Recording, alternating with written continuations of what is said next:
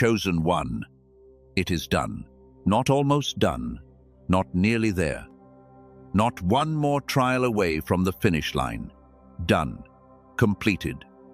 Sealed.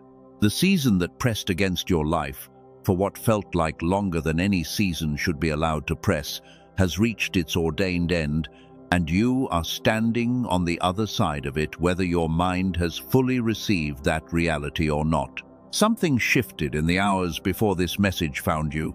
A decision was made in a place you cannot see, about a season you have been living inside, and what was decided is this: it is enough. What was being tested has been tested. What was being formed has been formed. What was being proven has been proven. The proving is over, and the one who was being proven has been found exactly as faithful as the one who assigned the trial knew they would be.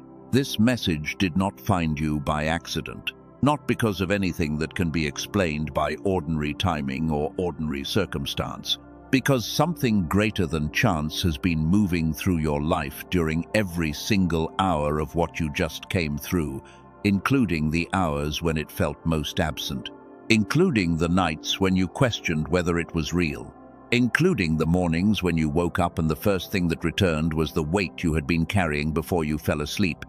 Something was present in all of it, and that something has sent this word to you at exactly the moment it needs to arrive. By the time these words are finished speaking over you, 3 things will be clear.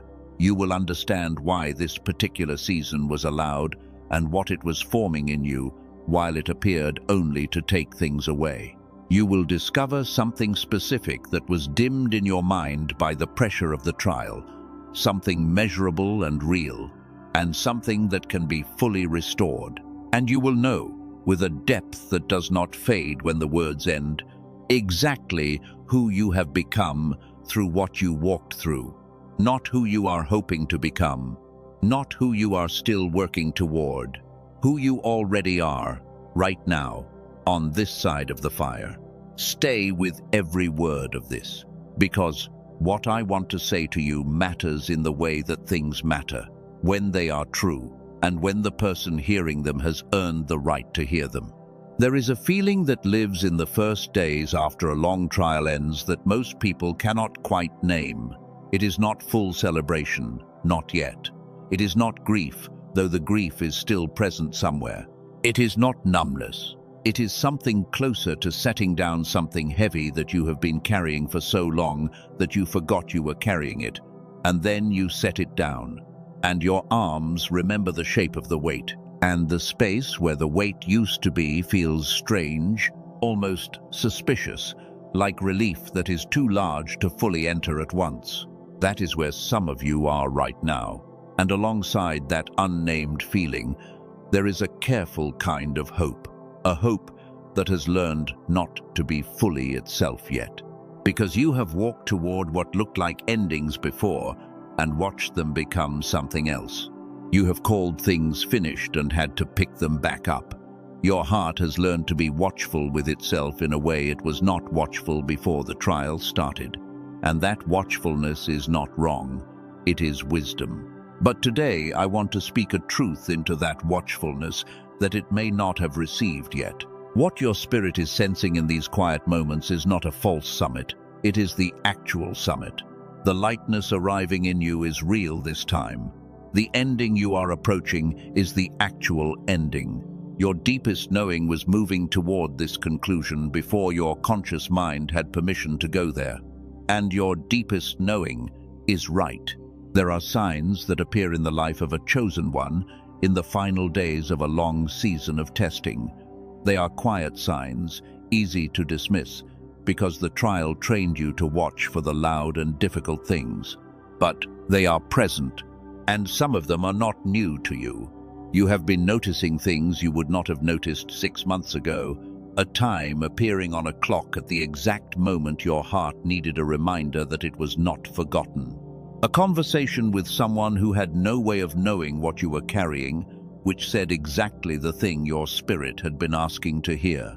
A door that opened without your pushing it, for reasons you could not trace, towards something you had quietly been asking for. Small things, small enough that dismissing them would have been easy, but you did not dismiss them. Something in you knew the difference between coincidence and confirmation. That knowing is not wishful thinking. It is discernment that was being sharpened during the very season you thought was only taking from you. You have been speaking about your life in past tense, saying things like, "I used to feel like the walls were closing in. I used to wonder if I was being forgotten by the very forces I believed in. I used to carry the weight of that specific thing every single morning before my feet hit the floor." Notice the tense. Your spirit was already narrating a completed chapter before your conscious mind had full permission to do the same. That is not an accident. That is your inner knowing moving ahead of your fear, writing the conclusion of the story from a place that does not require evidence to know what is true. You have also been aware of a specific kind of silence where there used to be noise, not emptiness, not absence, a silence, the kind that settles after a storm has moved on, and what remains is the sound of the earth returning to itself. A tension that occupied a particular place in you has been slowly releasing its grip. The part of your nervous system that has been standing at alert for months has begun, in small and subtle ways, to stand down. That is not exhaustion, that is relief. And the fact that your body is beginning to differentiate between them means something significant has shifted. You have been allowing yourself to imagine the future in a way that was not accessible while the trial was at its peak, not with full clarity, not with a detailed plan, but with permission. Entertaining the question of what your life looks like beyond this, feeling, even in brief doses, the pull of something forward. That pull is not distraction. That pull is your spirit beginning to orient toward the chapter that is already being prepared. Because something in you already knows the previous chapter has concluded. There is a grief in the final days of a long trial that people do not talk about often enough. A grief for the time it took, for the things that were on hold while you were in it, for the version of yourself you had to set aside in order to get through. That grief is real. It is not ingratitude. You can be fully grateful that it is over and still grieve what the trial cost. Both things are true at the same time, and both things deserve to be honored. If you are still with me right now, I want you to know something. Not everyone who needed this message will stay long enough to hear all of it. Not everyone going through what you went through will arrive at this particular moment, carrying this particular mixture of exhaustion and wonder and cautious hope. But you are here. And being here, at this moment, in this posture of still listening and still asking and still showing up, that is not nothing. That is one of the most significant choices a chosen one can make. Type the word "done" in the comment below if something in your spirit confirms what has just been spoken, not for the sake of engagement. Because some truths need to be spoken out loud, moved from the interior space where you have been quietly holding them and given external expression. Say it. It is done. There is something I need to say directly before we go further, because truth honors the person it speaks to. And you have been carrying things in the dark long enough to deserve directness. During seasons of sustained pressure, the kind that comes with long trials, something specific happens to how the mind operates, not emotionally, not spiritually alone. Biologically, a way of thinking that was entirely natural to you when you were a child. The ease with which ideas arrived, the clarity with which connections formed, the feeling that your mind was firing on all available capacity, and that capacity felt effortless, gradually quiets under the weight of sustained stress. Most people who experience this assume it is a sign of weakness, or of age, or of some permanent diminishing. It is none of those things. A small team of researchers, led by a physician in New York City, found something specific and precise about exactly this Something that addresses not just the spiritual question of what you went through, but the very practical question of how your mind comes back fully. I will show you in detail what they found later in this message. But hold this question as we continue. What if the fog that settled over your thinking during the trial was not evidence that you were breaking, but evidence that your nervous system was doing exactly what it was designed to do under pressure? And what if, now that the pressure has been lifted, there is a specific, practical way to come back to full capacity?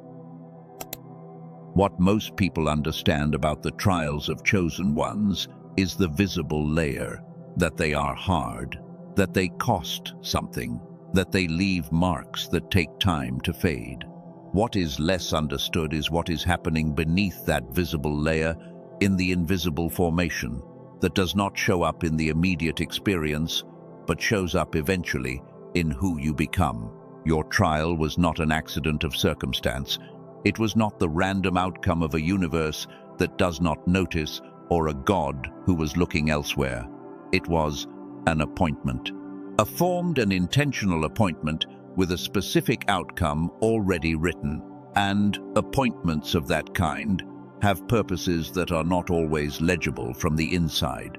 There is a figure in ancient wisdom literature whose story carries what I want to show you about your own. His name was Job, and the most striking thing about his story is not the suffering, though the suffering was real and severe and extended. The most striking thing is what was declared about him before the trial ever began.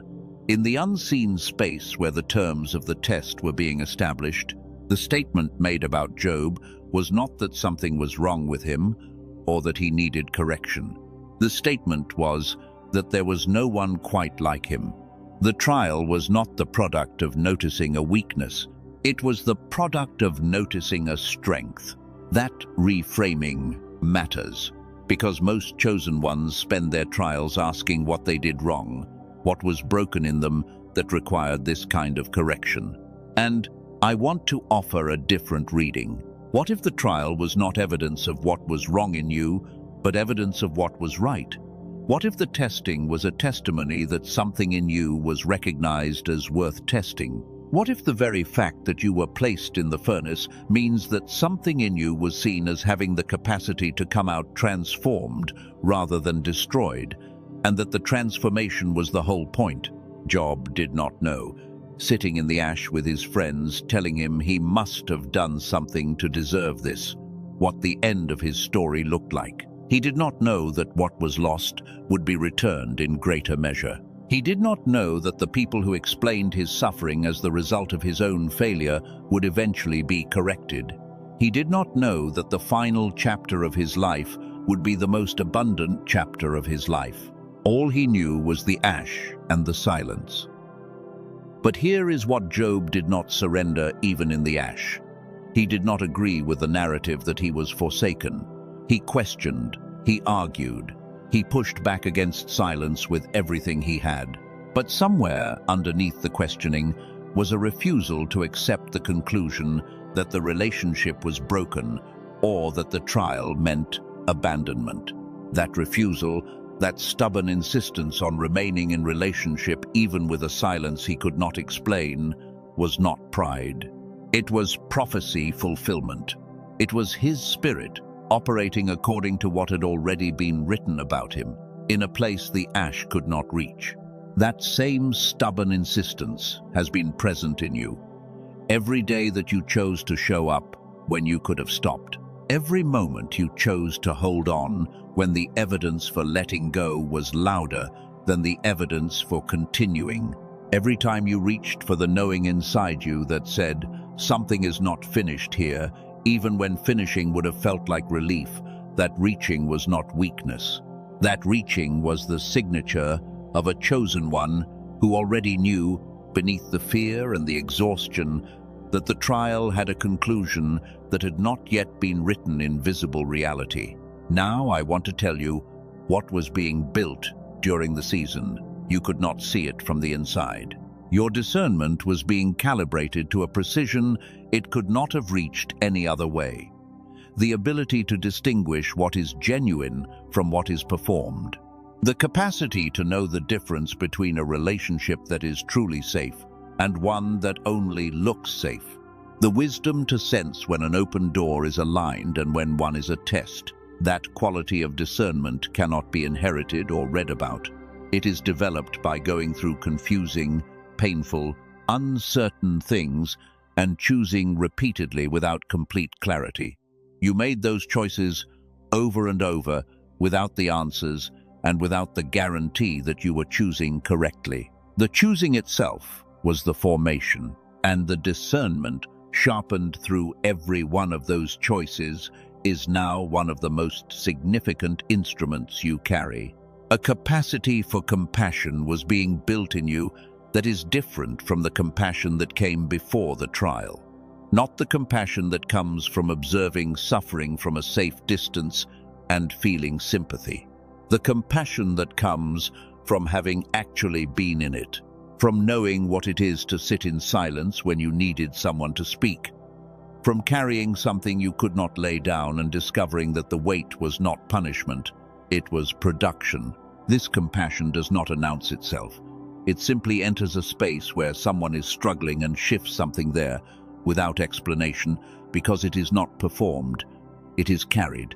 When you speak to someone in the middle of what you just came out of, something will pass from you to them that has no precise name but has a real effect. That is a gift that was given to you specifically because of what you went through. An authority was being transferred to you that no ceremony or credential can replicate. Not the authority that comes from holding a position or having the right title or having memorized the right information. The authority that comes from having held ground when everything around you was shifting.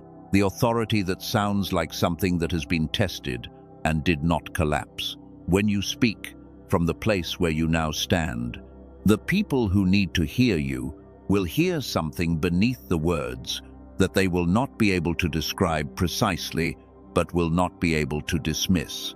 That is weight. And weight is not given in ceremonies.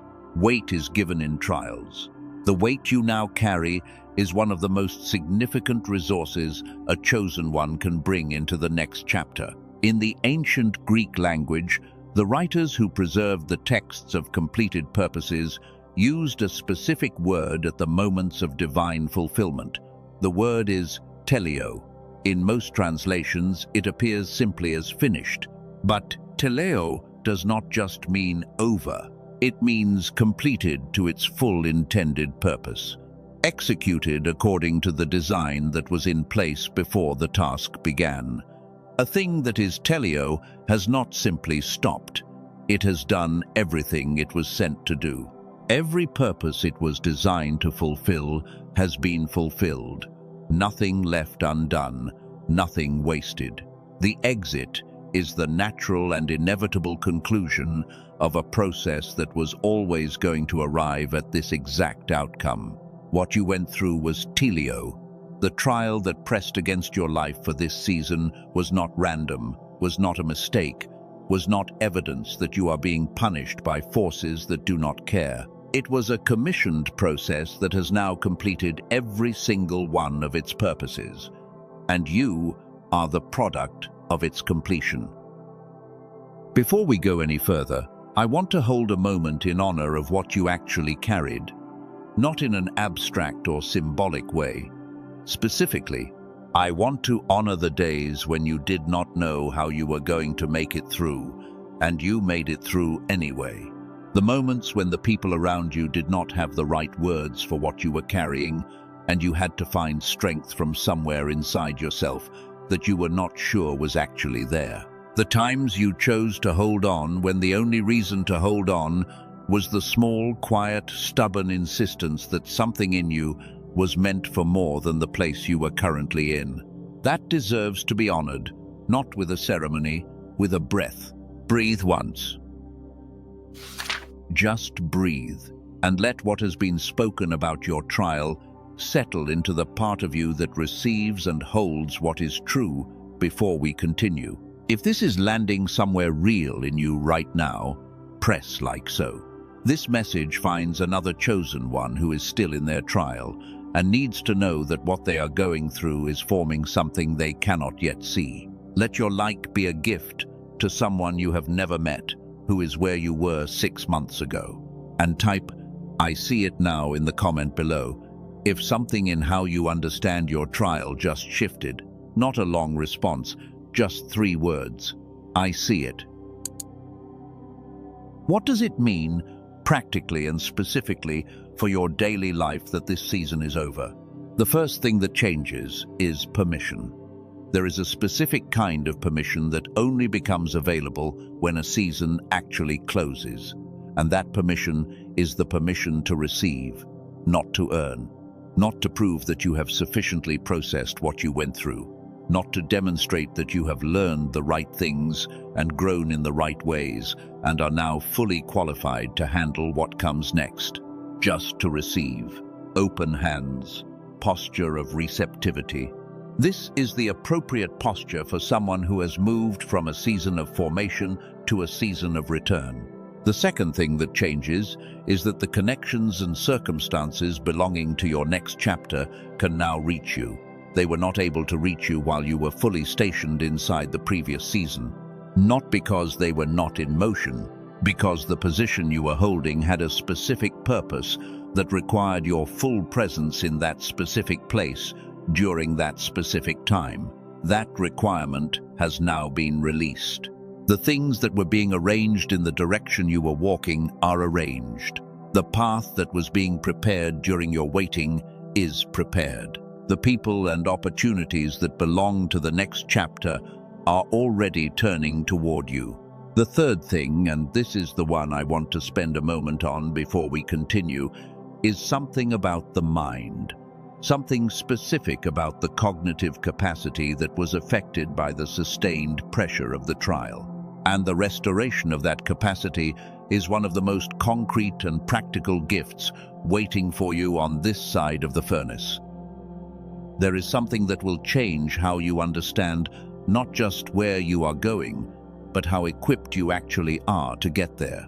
And it has to do with what the research on the human brain has discovered about what pressure does to the mind and what restoration looks like on the other side.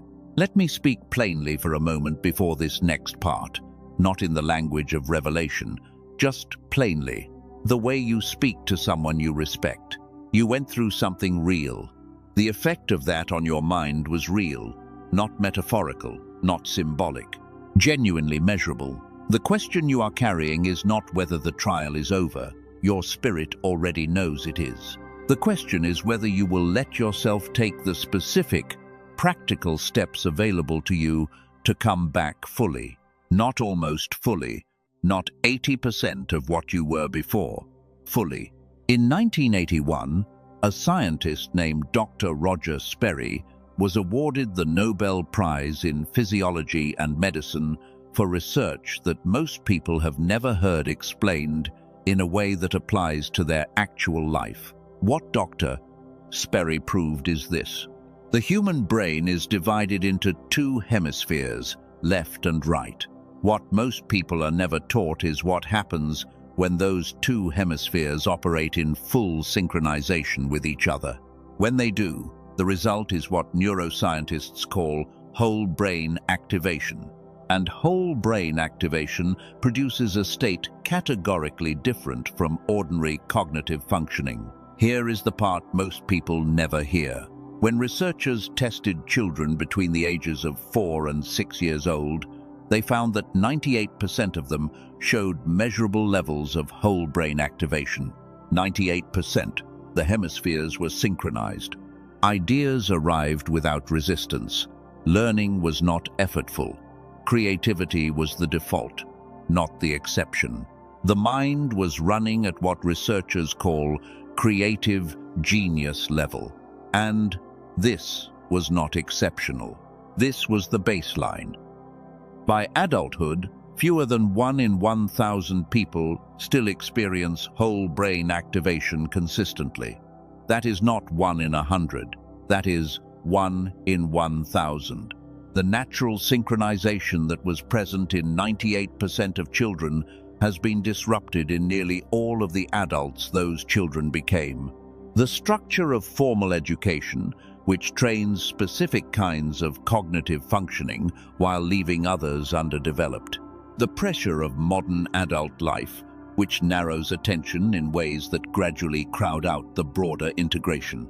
And, most significantly, the sustained stress of long trials, which focuses the brain in a narrow and defensive way for extended periods of time, gradually pulling the hemispheres out of the synchronized functioning they were designed to maintain. The result is what most chosen ones describe in the aftermath of their trials: a fog, a sense that ideas used to come differently, that the mind used to feel faster, that creative clarity used to be more accessible, that there was a version of yourself you remember from earlier in life, perhaps from childhood, when the mind felt fully alive and everything felt possible, that you have not been fully living from for some time. Think about the people in history who have demonstrated what whole brain activation makes possible. Nikola Tesla, visualizing complete working machines before a single piece of metal was touched. Steve Jobs, maintaining the creative vision that built things no one had seen before, not by working harder but by thinking with full integration of both hemispheres working together. These were not people with different brains, they were people with synchronized brains. The same synchronization that was natural to you when you were 8 years old. A team of neuroscientists led by a neurologist in New York City named Dr. Daniel Barone spent years turning what normally requires extended clinical sessions into something that fits into 8 minutes. What they developed is not a frequency audio track. It is not a meditation program. It is not a device that costs thousands of dollars. It is a targeted auditory sequence, 8 minutes long, that is engineered specifically to give the two hemispheres of your brain the precise acoustic environment they need to return to the synchronization they were designed to maintain. They call it the genius switch. Not because it installs something new, because it flips back on what was always yours. If you have tried audio programs before that claim to support the mind and found them incomplete, Dr. Barone explains why directly. Most of those approaches target specific audio frequencies, which addresses only part of the picture. Neural sync technology targets the synchronization between the hemispheres themselves. That is the mechanism Dr. Sperry identified as the basis of whole brain activation. A fundamentally different target. And the reason those other approaches produce partial results while this produces the integrated restoration most people are actually seeking. There was a woman in Manhattan who came to this in the middle of a pattern she had carried her whole adult life. Her family had believed for generations that they were marked by misfortune. Her mother told her as a child that they were born under the wrong star. For 3 generations, every time someone in her family reached the edge of a breakthrough, something collapsed underneath it. Her father gave 22 faithful years to a company. The week they promoted him, the company announced it was shutting down. The pattern was real enough that the family had stopped arguing about whether it existed and had simply accepted it as the way things went for people like them. Then she heard about what Dr. Barone had developed. Within weeks of using it, something in how her mind operated shifted. An answer to a problem she had been stuck on for months arrived in a meeting with sudden and complete clarity. A promotion she had been waiting for without asking was offered to her without negotiation. She said that the family pattern was gone, not that she felt better about it, that it was gone. That shift was the restoration of a cognitive capacity that had been suppressed, not by spiritual failure, but by the specific and measurable mechanism that Dr. Sperry spent his career proving. When Dr. Barone showed this to his colleagues, they said it would be reasonable value even at $500. In-person neurofeedback sessions, which target some of the same outcomes, run $300 per hour. An in-home neurofeedback device starts at $7,000. He did not price the Genius Switch at $500. He did not price it at $200. He released it at $49, already more than 40% below what the field considered fair value. And because you are here today, and because of where you are in your journey, there is an additional $10 off. Through the link in the description and pinned comment, you can claim it for $39. With that comes 4 bonuses at no additional charge. A guided visualization from one of the most highly rated creators on the Calm app, designed specifically for seeing your restored life across 4 areas.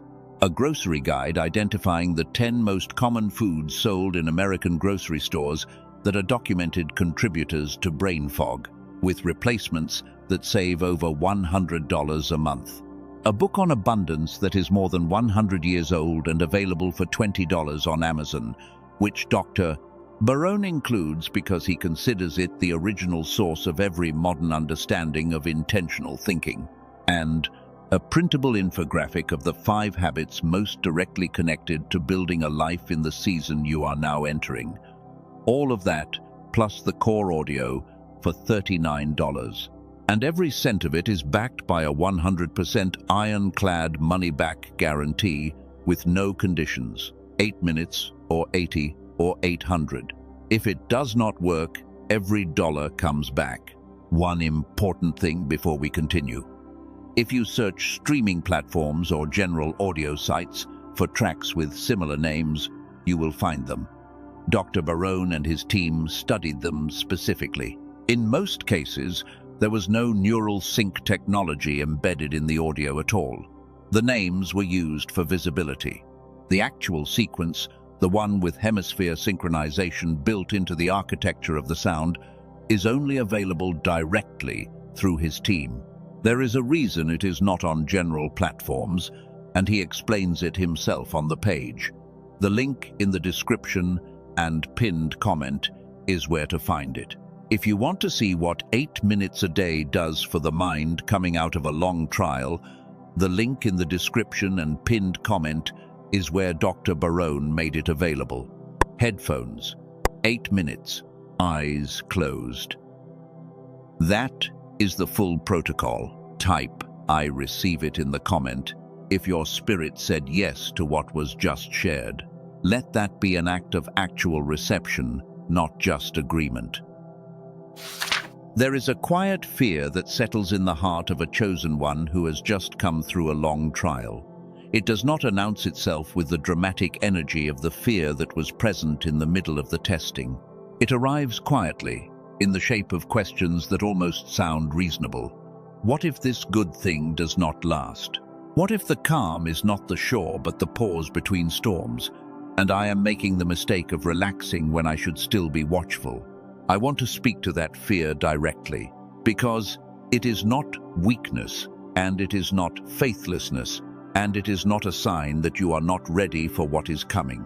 It is the completely rational response of someone who has learned, through real and repeated experience, to be careful with their hope. You have walked toward endings before and watched them become something else. You have opened your hands before and had them struck. You have called things finished and had to pick them back up.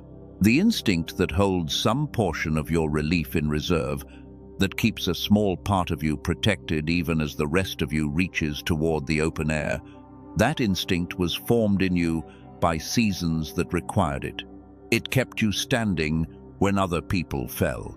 And I am not asking you to dismiss it. What I want you to see is what the fear is working with.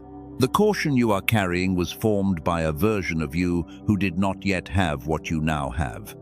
The person who was surprised before did not have the discernment you just finished building, did not have the authority earned in the furnace, did not have the rootedness that only forms in a foundation that has been tested and held. The fear is using old information to protect someone who no longer exists in the same form. You are not standing in the same position.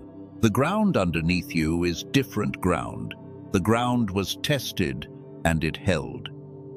And so, I want to give you something clearly and without condition. You are allowed to receive good things without immediately checking whether the ceiling is about to fall. You are allowed to believe that what ended has actually ended, that the door behind you has closed, and that the closing is not a delay in a pattern that is about to repeat.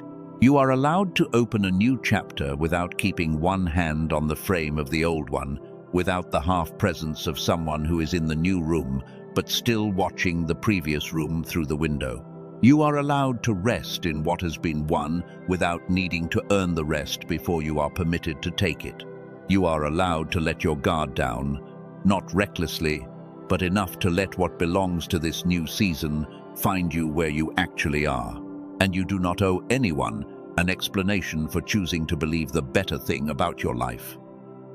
If those words touched something that needed touching, type, "I release the fear" in the comment below, not as performance, as an actual act. Move the fear from the interior space where it has been living and give it somewhere to go. It has done its work. You can let it go now. What I want to speak over you in the final part of this message is not information. It is declaration, and I want you to receive it as exactly that. You have been here for a significant amount of time with these words. You stayed when the easier thing would have been to step away. When other things called for your attention, when the part of you that was tired wanted to come back to this another day, you stayed anyway. That staying is not passive. That is the operating mode of someone who knows, even without being able to articulate it clearly, that they are in the right place, and that being in the right place requires full presence. And I want to say something to you because of that staying, because it tells me something about who you are that no testimony or credential could communicate as directly. You are a cycle breaker. What was handed to you by the generations that came before you, the patterns that repeated across the years of your family line, the beliefs that said, "This is simply how things go for people like us," you did not continue them. Not cleanly, not without cost, not without confusion and without seasons when you were not certain whether you had the strength to be the one who changed the direction, but you broke it. And every person who comes after you will carry a freedom they did not have to earn because you paid for it in seasons you would not have chosen if you had been given the choice. You are a wounded healer. The wound that came from the most painful part of what you walked through is not a liability to the person you are becoming. It is your credential. The people who will need what you carry are not looking for someone who has never struggled. They are not looking for polished composure and an absence of scar. They are looking for someone who was in the fire and came out with their integrity intact. Someone who broke and was put back together and is still choosing to walk forward. Someone whose story tells the truth about what is survivable and what is possible on the other side of the worst of it. That is your story. T. And that story is not behind you as something to recover from. It is underneath you as the foundation of everything you are walking into. You are a pioneer. You went first into territory that no one in your immediate world had mapped before you. You did not have a guide who had been exactly where you went. You did not have a road already built. You made the path by walking it. And someone who comes after you, maybe someone in your own family line, maybe someone whose name you will never know, will stand at the threshold you once stood at trembling and find the ground more solid than it looks, because you already walked it and the ground already held. That person will move forward more quickly because you moved first. That person will believe it is possible because you demonstrated that it was. Your going first was not only for you, it was for everyone who will follow. Let the next words settle into you slowly.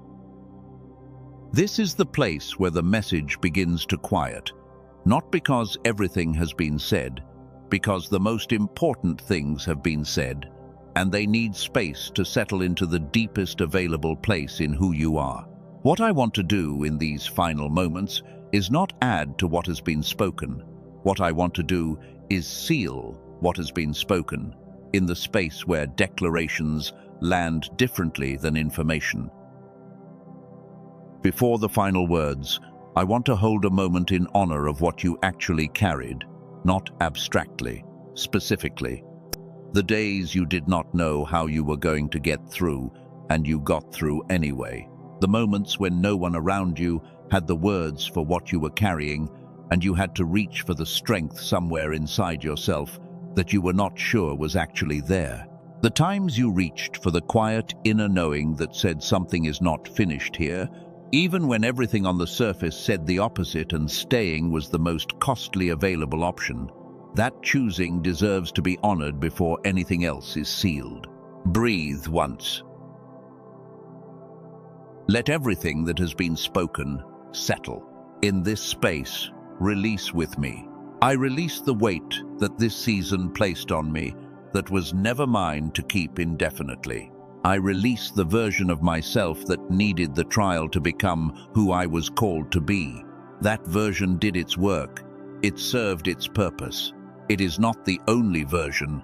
I release the voices that questioned my worth while I was in the middle of it. They spoke from a limited view. They could not see what was being built. What they said does not define what was decided. I release the moments when I doubted the direction and the process and the one who assigned the trial. The doubt was human. The holding on was chosen. I release the debt I believed I owed to the doubt.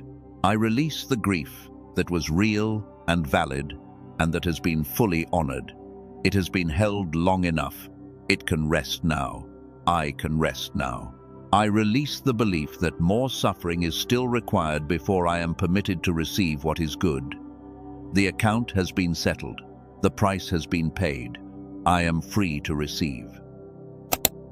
And now, speak this as a declaration of what is already true. I am the one who endured.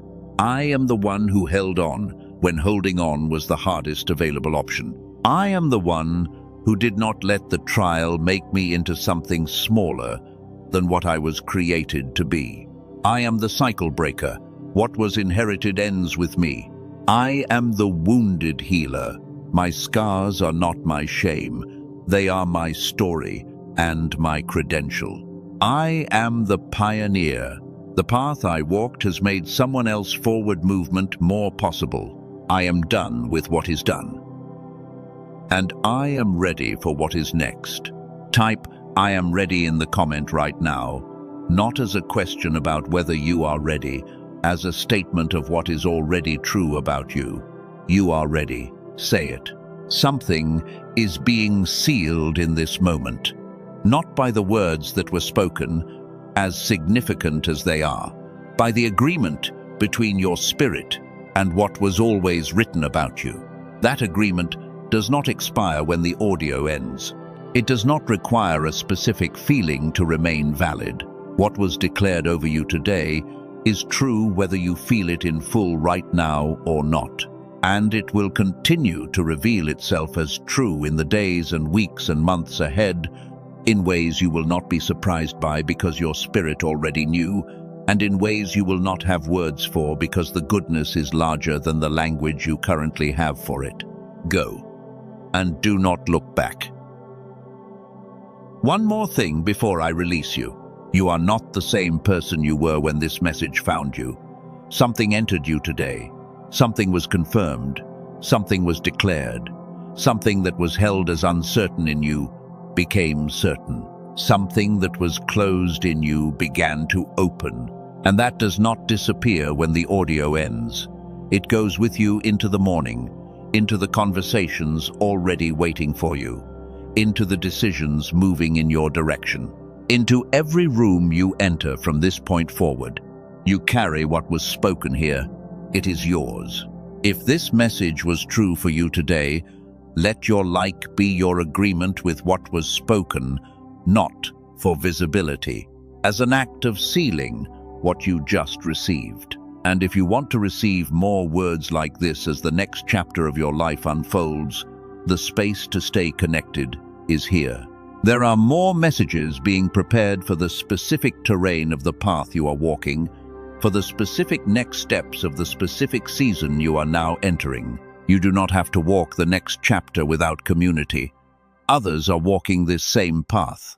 This is where they gather.